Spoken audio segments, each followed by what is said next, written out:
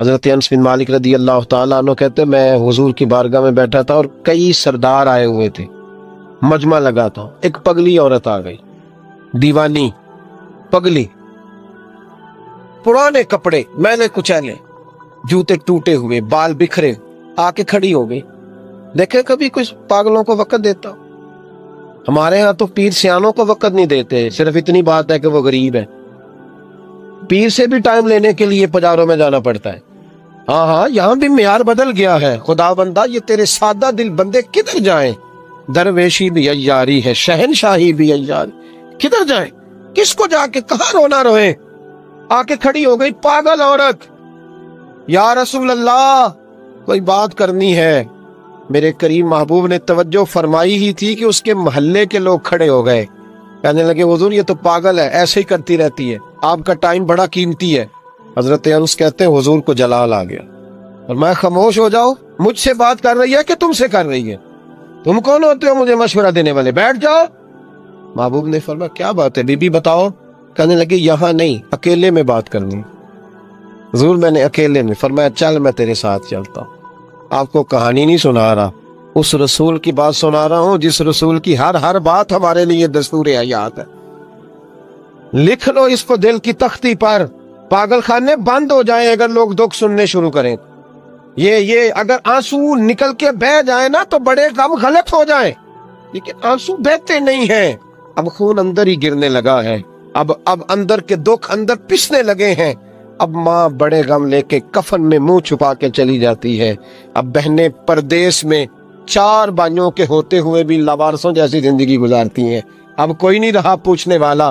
اب محلے میں ایک غریب گھر کو 6 امیر گھر مل کے نہیں سنبھال سکتے، بس حکومت ہی آئے گی تو کرے گی، حکومت ہی آئے گی۔ اب نہیں رہا ہمارا وہ ذوق، اخلاقی قدروں کی کمزوری نے ہمیں بڑا نیچے لا کھڑا کیا ہے۔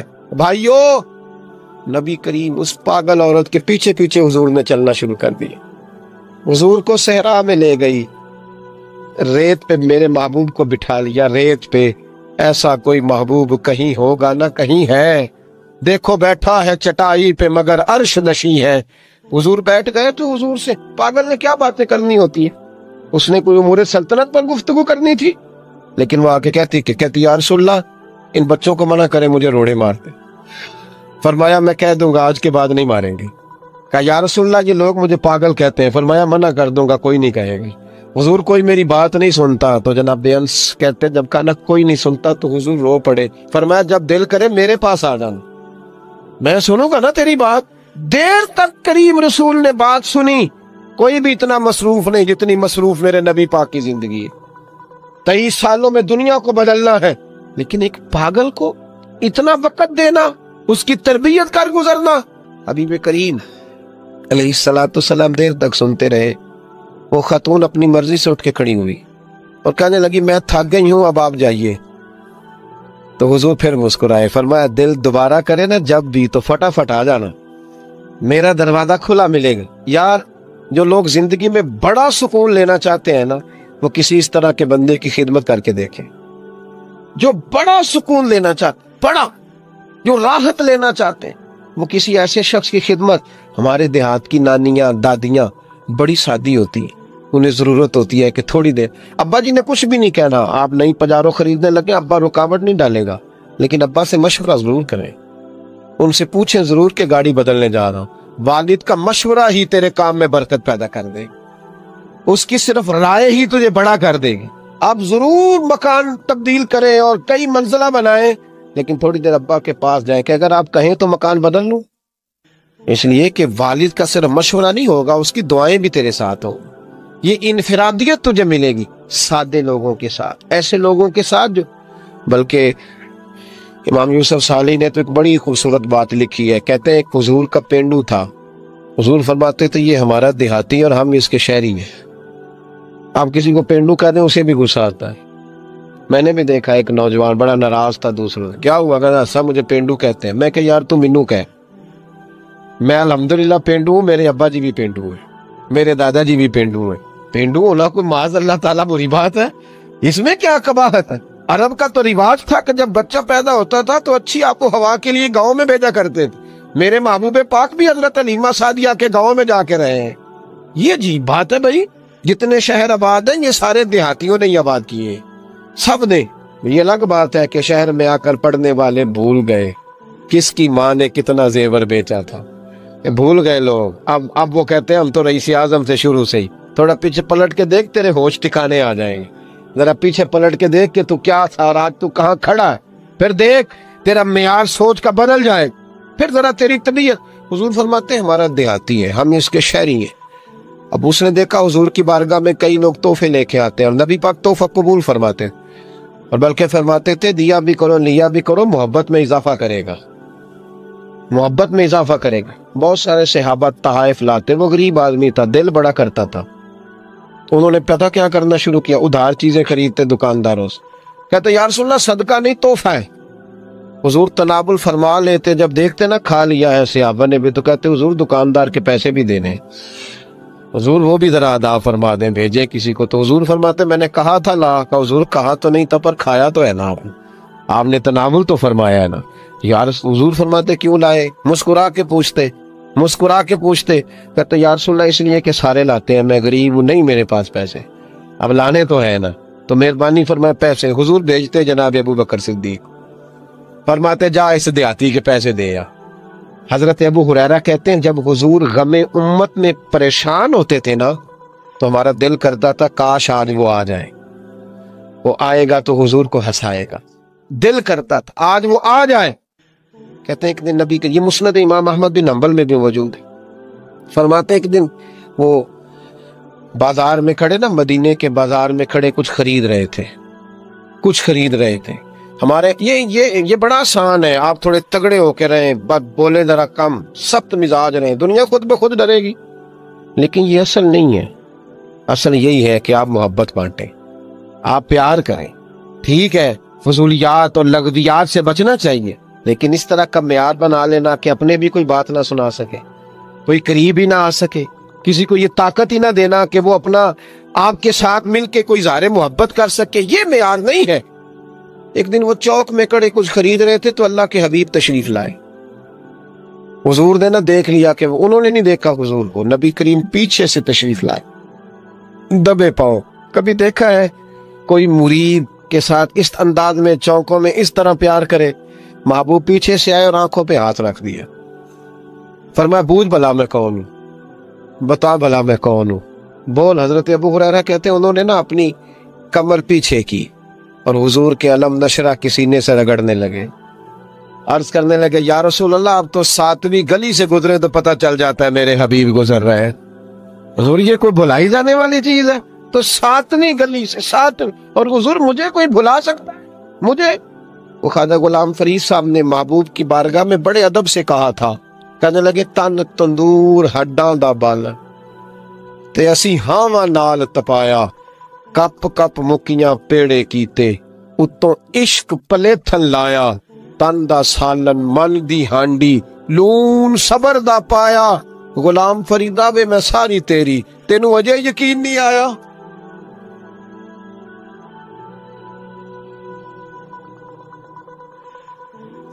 پہلی بات تو یہ ہے کہ میاں بیوی یہ سمجھتے نہیں کہ ہماری ذمہ داری کیا ہے۔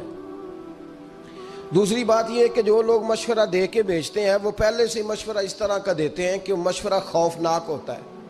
جو بچی گھر میں کام نہیں نہ کرتی تو اس کے گھر والے اس کو کہتے ہیں چل کوئی نہیں، بات ساس کے پاس جائے گی تو لگ پتہ جائے گا، یعنی اس کی پہلے سے ذہن سازی کی جاتی ہے کہ ساس کسی خوفناک چیز کا نام ہے، ساس کسی ایسی بلا کو کہتے ہیں جو کاٹ کھاتی ہے، پہلے سے ہی اس کو یہ بتایا جاتا ہے۔ تو جو بچہ شادی شدہ نہیں ہوتا تو اس کے گھر والے بھی اس کو کہتے ہیں کہ شادی ہوگی تو لگ پتہ جائے گا، تو اس کا پہلے سے ذہن بنا دیا جاتا ہے کہ شادی کے بعد تو بیگم نہیں لے کے آئے گا، تو اللہ معاف کرے کوئی ایسی سزا اکٹھی کر کے لائے گا جو تجھے لٹکا کے رکھے گی ہمیشہ۔ تو پہلے سے ہی ذہن غلط دیا جاتا ہے، سوچ غلط دی جاتی ہے۔ تو میرے بھائی یاد رکھیں، سمجھیں بات کو، ہمارے معاشرے کے اندر اصل فکر جو ہے نا وہ نہیں دی جاتی، اصل سوچ سے آگاہ نہیں کیا جاتا۔ قرآن مجید نے حقوق مقرر کیے، بیوی کے بھی اور اس کے خامن کے بھی۔ سمجھ آ رہی ہے میری بات کی؟ اب دیکھیں، پہلی بات تو یہ ہے کہ ہمارے ہاں ہم یہ سوچنے کو اور یہ پوچھنے کو تیار ہی نہیں. شادیاں ہو گئیں, وقت گزر گیا, پتہ ہی نہیں میاں بیوی کے حقوق کیا ہے. اس کے بعد اگلی بات یہ ہے کہ جس کو پتہ چل جاتا ہے نا, ایک تیسرا پہلو بھی ہے, اس کو سمجھ لیں تمہید کے طور پر بات عرض کر رہا ہوں.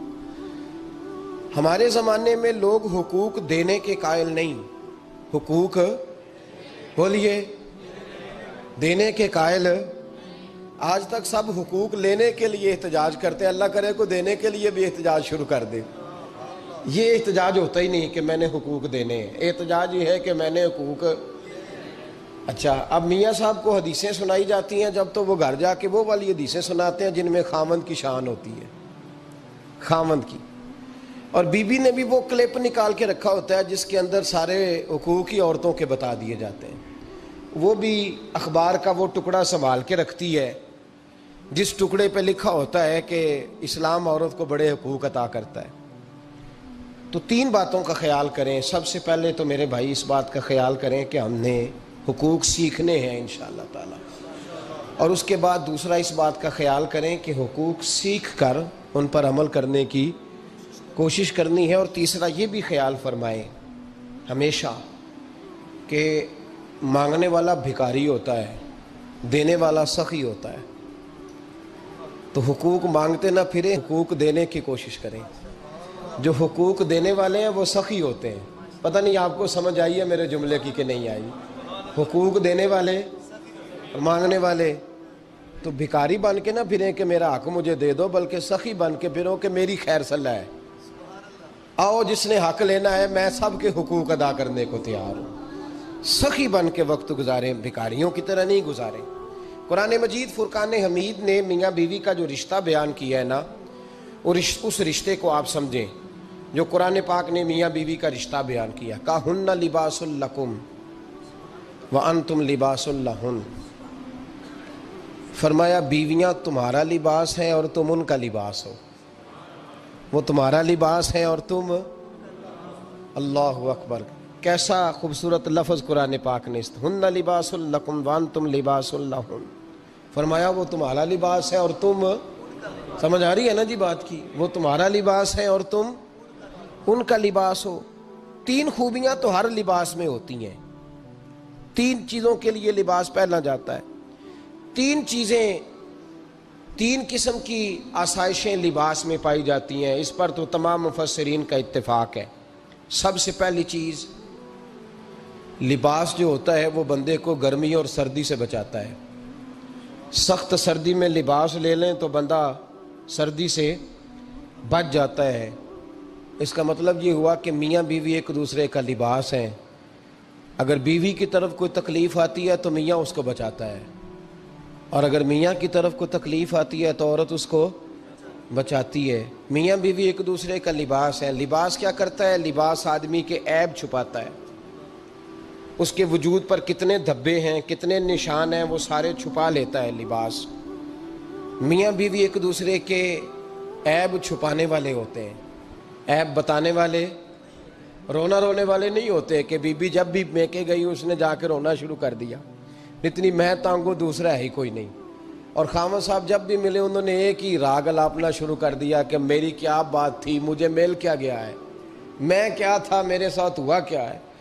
تو لباس ہیں, ایک دوسرے کا عیب چھپائیں گے. بولیے, ایک دوسرے کا عیب چھپائیں گے, ایک دوسرے کی غلطیوں کی پردہ پوشی کریں گے. اور تیسرا, لباس کا کیا مقصد ہوتا ہے؟ لباس شخصیت کا آئینہ دار ہوتا ہے. لباس آدمی کی اچھی اور خوبصورت طبیعت کا حصہ ہوتا ہے. جو لباس ہوتا ہے وہ انسان کو زینت بخشتا ہے, خوبصورت کر دیتا ہے. داڑھی والا آدمی ننگے سر پھرے تو خوبصورت نہیں لگتا, ٹوپی پہن لے تو بڑا پیارا لگتا ہے, ٹوپی پہنے تو بڑا, اور اگر امامہ باندھ لے تو نور نالا نور ہونا شروع ہو جاتا ہے. اللہ کرے آپ خوش ہو جائیں, آمین تو کہہ دیں. اور اللہ کرے فجر کی نماز آپ امامہ باندھ کے پڑھ لیں, آمین تو کہیں. چلو کونی جنہ دی داڑھی نہیں ہونا رکھنی چاہیے, جنہ دی نہیں ہونا نو موضوع نہیں تھا, پر ہماری بھی مجبوری ہے, داڑھی آ ہی جاتی ہے, ہر موضوع میں شامل ہو جاتی, رکھنی چاہیے. سب یاد رکھیں, لباس آدمی کو زینت دیتا ہے. قرآن مجید کے لفظوں پہ غور کرو. اگر تو شادی کے بعد بیوی کے آنے کی وجہ سے خامد کو سکون نہیں ملا تو اس کا مطلب ہے اس نے گھر کو زینت نہیں دی. اور اگر شادی کے بعد اس بچی کو تحفظ نہیں ملا، اس کو اپنے گھر کے اندر سکون نہیں ملا، تو اس کا مطلب ہے خاوند نے اسے زینت، اس لباس نے زینت نہیں دی. میاں بیوی ایک دوسرے کا لباس ہے. اس مقدس رشتے کو اسلام نے باندھا اور لباس کہہ کے باندھا. میرے رسول کریم علیہ الصلاۃ والسلام نے پہلے تو خارجی لوگوں کو منع کیا ہے. میری ذاتی رائے یہ ہے کہ میاں بیوی کی ذاتی لڑائی کوئی بھی نہیں ہوتی. ذاتی لڑائی، میری باتوں کی سمجھ تو آ رہی ہے نا آپ دوستوں؟ کوئی نہیں آ رہی؟ اللہ جزا دے. آپ میاں بیوی کی ذاتی لڑائی کوئی نہیں ہوتی. ہوتا پتہ کیا ہے؟ لڑکے سے پوچھیں کہ بتائیں جناب کیا حال ہے، تو کہتے ہیں بیوی میری صحیح ہے، اس کے گھر والے نہیں صحیح. سنا ہے آپ نے بھی کبھی یہ لفظ؟ تو اسی طریقے سے اگر لڑکی سے پوچھیں کہ تیرا کیا حال ہے، تو کہتی ہے خامن تو میرا دھیان رکھتا ہے، اس کی اماں نہیں خیال رکھنے دیتی. تو لڑائی جو ہوتی ہے وہ تیسرے آدمی کی وجہ سے ہوتی ہے. تیری اماں آئی تھی تو اس طرح کہہ گئی، تو تیرا بھائی آ گیا تھا تو وہ یہ کہہ گیا، تیسرے فرد کی وجہ سے. میرے نبی کریم علیہ الصلاۃ والسلام نے تیسرے بندے کو سمجھایا ہے، تیسرے فرد کو حضور نے سمجھایا ہے.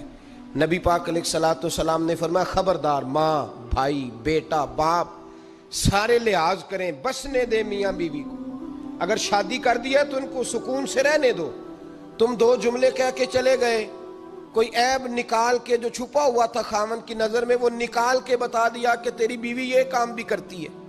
اب تم تو ہٹ گئے وہ بات کہہ کے. اب انہوں نے اکٹھے رہنا ہے. ان کی زندگی مصیبت کا شکار ہو گئی، آزمائش میں آ گئے وہ دونوں. ساری زندگی کڑتے رہے. ایک عیب نکال کے لڑکی کے گھر والے لڑکے کا اسے بتا کے چلے گئے تیرے خامد میں یہ عیب پایا جاتا ہے. وہ ساری زندگی کڑتے رہیں گے، تکلیف میں رہیں گے. انہوں نے تو اکٹھے رہنا ہے. بتانے والا چلا گیا. میرے رسول کریم صلی اللہ علیہ وسلم فرماتے ہیں لعنتی ہے وہ شخص، لعنتی، لعنتی ہے وہ شخص. یا رسول اللہ کون سا؟ فرمایا جو بیوی کو مرد کے خلاف اکساتا ہے اور مرد کو بیوی کے خلاف اکساتا ہے، وہ لعنتی ہے، ملعون ہے، رحمت الہی سے دور ہے وہ شخص. انہیں قریب کرنے کی کوشش کر، تو ان کے اندر محبت پیدا کرنے کی کوشش کر. میرے نبی کریم علیہ الصلاۃ والسلام نے جب حضرت سیدہ فاطمہ الزہرا رضی اللہ تعالیٰ عنہا اور جناب سیدنا علی المرتضیٰ رضی اللہ تعالیٰ عنہ کی شادی کی تو نبی پاک نے دونوں کے سر جوڑے اور دونوں کے درمیان محبت کی دعا فرمائی. دونوں کے درمیان محبت کی دعا فرمائی. اور نبی پاک صلی اللہ علیہ وسلم حضرت فاطمہ کے سامنے جناب علی کے فضائل بیان فرماتے، اور جناب علی آتے تو نبی پاک فرماتے فاطمہ تو میرے وجود کا حصہ ہے، وہ تو میرے جگر کا ٹکڑا ہے. تو ان دونوں کے درمیان الفت پیدا. یہ سب سے پہلے تو خارجی لوگ اس بات کا خیال کریں، سب سے پہلے تو خارجی لوگ خیال کریں، توجہ دیں کہ ان کو بکھرنے سے بچائیں. اب میاں بیوی بھی سمجھ لیں کہ ہماری ذمہ داریاں کیا ہیں. مسند امام احمد بن حنبل میں حضرت ابو درداء رضی اللہ تعالیٰ عنہ سے حدیث مروی ہے. نبی کریم صلی اللہ علیہ وسلم کی بارگاہ میں ایک خاتون نے آ کے عرض کیا یا رسول اللہ صلی اللہ علیہ وسلم مجھے بتلائیے خاوند کا حق کیا ہے. یہ جو حدیث سنانے لگا ہوں نا، یہ بیٹی کو سنانی ہے جا کے، یہ ٹیلی فون کر کے بہن کو سنانی ہے. صرف بیوی کو سنانے کی نہیں ہوتی یہ چیزیں. یہ حدیث بیٹی کو سمجھائیں، بہن کو سمجھائیں، ان لوگوں کو سمجھائیں تاکہ، اور یہ یاد رکھیں خاوند کے حقوق، خاوند کے حقوق اگر بچی کے گھر والے اسے سکھائیں نا تو اس کی سمجھ میں جلدی آ جائیں گے. اور بیوی کے حقوق اگر خاوند کے گھر والے اس کو سمجھائیں تو اس کی سمجھ میں بات جلدی آئے گی. وہ خیر خواہ سمجھتے ہیں اپنے رشتہ داروں. یہ والی حدیثیں ان لوگوں کو سنانی چاہیے جن لوگوں کا بچہ ہے یا بچی ہے. متعلقہ آدمی حقوق بیان کرے. جب متبادل چیز کسی کے سامنے آتی ہے تو وہ کئی دفعہ سمجھتے ہیں کہ خلوص اس میں پورا نہیں پایا جاتا. حضرت ابو درداء رضی اللہ تعالیٰ عنہ فرماتے ہیں ایک خاتون حضور کی بارگاہ میں آئی، عرض کرنے لگی یا رسول اللہ صلی اللہ علیہ وسلم میں نکاح کرنا چاہتی ہوں، شادی کرنا چاہتی ہوں، مجھے بتلائیے خاوند کا حق کیا ہے. اگر تو میں ادا کر سکتی ہوں تو میں نکاح کروں، ورنہ میں اس کام سے بچوں. میرے نبی کریم علیہ الصلاۃ والسلام نے فرمایا بی بی اگر خاوند کے ناک سے رینٹ نکلے، ریشہ نکلے، پیپ بہے اس کی ناک سے، اور بیوی اپنی زبان سے وہ صاف کر دے، تو پھر بھی اس کا حق ادا نہیں ہوتا۔ حضرت ابو دردہ کہتے ہیں آنکھ کھول کے اس عورت نے دیکھا تو میرے نبی پاک نے اگلے جملے ارشاد فرمائے، حضور نے فرمایا تو ان باتوں میں حیرت کر رہی ہے، میں اگر خدا کے علاوہ کسی کو سجدے کا حکم دیتا تو میں عورت کو کہتا اپنے خاوند کو سجدہ کرے، میں اس کو کہتا یہ کام کرے۔ میرے رسول کریم علیہ الصلاۃ والسلام نے حقوق کا تعین فرمایا، حقوق کا تعین فرمایا، اور نبی کریم صلی اللہ علیہ وسلم نے فرمایا جو عورت اس حال میں مر گئی، اس حال میں دنیا سے گئی کہ اس کا خاوند اس سے راضی تھا، اس کا شوہر اس سے راضی تھا، اس کا گھر والا اس سے مطمئن تھا، تو میرے نبی پاک فرماتے ہیں جب دنیا سے جائے گی تو رب کریم جنت کا دروازہ کھول کے فوراً ہی جنت میں داخل فرما دے گا، اس کو بغیر روک ٹوک جنت دے دی جائے گی۔ شرط یہ ہے کہ وہ جب دنیا سے جائے تو اس حال میں جائے کہ اس کا خاوند اس سے شکوے نہ کرتی پھرے، شکایتیں نہ کرتی پھرے، شکایتیں نہ کرے۔ ہمارے زمانے میں شکایتیں ہوتی ہیں، اور خواتین، عورتیں اس بات کو سمجھتی نہیں کہ اللہ نے جو میرے نصیب میں رکھا تھا اور جو خاوند رب نے میرے لیے پسند کیا تھا وہ اللہ نے مجھے عطا فرما دیا ہے۔ وہ شکوے کرتی ہیں، شکایات کرتی ہیں، اور دوسری عورتوں کو سامنے رکھ کے وہ فلاں کے حصے میں یہ چیز آئی، فلاں کے حصے میں یہ چیز آئی، فلاں کا خاوند یوں کرتا ہے، شکوہ کرتی ہیں۔ میرے رسول پاک علیہ السلام نے فرمایا عورتیں کثرت سے جہنم میں جائیں گی، کثرت سے۔ تو ایک صحابی رو پڑے، ایک حدیث میں لفظ یہ ہے رو پڑے، عرض کرنے لگے یا رسول اللہ وہ ہماری مائیں بھی ہیں، بیٹیاں بھی ہیں، بہنیں بھی، حضور جہنم میں جائیں گی؟ نبی پاک صلی اللہ علیہ وسلم نے فرمایا ایک تو وہ عیب جوئی کرتی ہیں، غیبتیں کرتی ہیں، دوسرا رب کا شکر ادا نہیں کرتی، اور تیسرا فرمایا اپنے خاوند کا بھی شکریہ ادا نہیں کرتی، بات بات پہ ناشکری کرتی ہیں، بات بات پہ ناشکری کرتی، اس سبب سے جہنم میں جائیں۔ عورت کے حقوق کا تعین فرمایا، اور ساتھ ہی میرے رسول پاک علیہ السلام نے مرد کی طرف توجہ فرمائی، اور کیا خوبصورت لفظ ارشاد فرمائے، فرمایا تم میں ہر آدمی اپنے آپ کو اچھا سمجھتا اور اچھا کہتا ہے، ہر آدمی کہتا ہے، لیکن کوئی اگر مجھے آ کے پوچھے گا کہ محبوب آپ کی امت میں اچھا کون ہے، تو حضور فرماتے ہیں میں اسے اچھا سمجھوں گا جو اپنے گھر والوں کے حق میں اچھا ہے، جو اپنی بیوی خیرکم خیرکم لأہلہ، تم میں سے بہترین وہ ہے جو اپنے گھر والوں کے لیے اچھا ہے۔ اور فرمایا جاؤ میرے گھر جا کے پوچھ لو وانا خیرکم لأہلہ، میں تم سب سے زیادہ بڑھ کر اپنے گھر والوں کے لیے اچھا ہوں، تم میں بہترین وہ ہے جو اپنے گھر والوں کے لیے، بال بچوں کے لیے، بیوی کے لیے اچھا ہے۔ رسول کریم علیہ الصلاۃ والسلام نے خاوند کو حکم دیا اور ارشاد فرمایا کہ عورت ٹیڑھی لکڑی ہے، بیچاری کو اللہ نے عقل پوری نہیں دی۔ ایک بچہ چھوٹا ہوتا ہے، ہمیں پتہ ہوتا ہے کہ اس کا شعور پورا نہیں، اگر کوئی غلطی کرے تو کیا اسے نکال دیا جاتا ہے گھر سے؟ بولے چھوٹا بچہ ہے، وہ کئی دفعہ بڑا نقصان کر دیتا ہے، آپ کیا کہتے ہیں؟ اسے مارتے ہیں، کلاڑی لے آتے ہیں اس کے لیے؟ اس طرح کرنا چاہیے، اس کے ابے کو بلا لینا چاہیے، بےزتی کرنی چاہیے پنچایت میں بٹھا کے کہ یہ غلطی کی ہے تیرے بچے نے۔ بھائی دادا یہ کام کرتا ہے؟ بولے نا، کیوں نہیں کرتا؟ وہ کہتا ہے ہمارا بچہ نہ سمجھ ہے، اپنا پوتا ہے، ہمارا اپنا ہے، اگر ہم اس کا ایپ باہر نکالیں گے تو بڑا کام غلط ہو جائے۔ لیکن وہی ابا جی جب بہو کوئی غلطی کر بیٹھتی ہے تو پنچایت بلاتے ہیں، لوگوں کے سامنے معاذ اللہ تعالیٰ بڑی کڑوی کسیلی باتیں کرتے ہیں، ایسی باتیں کرتے ہیں کہ جو ان کی بیٹی کے بارے میں کہی جائے تو وہ کبھی پسند نہ کریں، اتنے سخت جملے کہے جاتے ہیں، بیٹی والے کو رسوا کیا جاتا ہے۔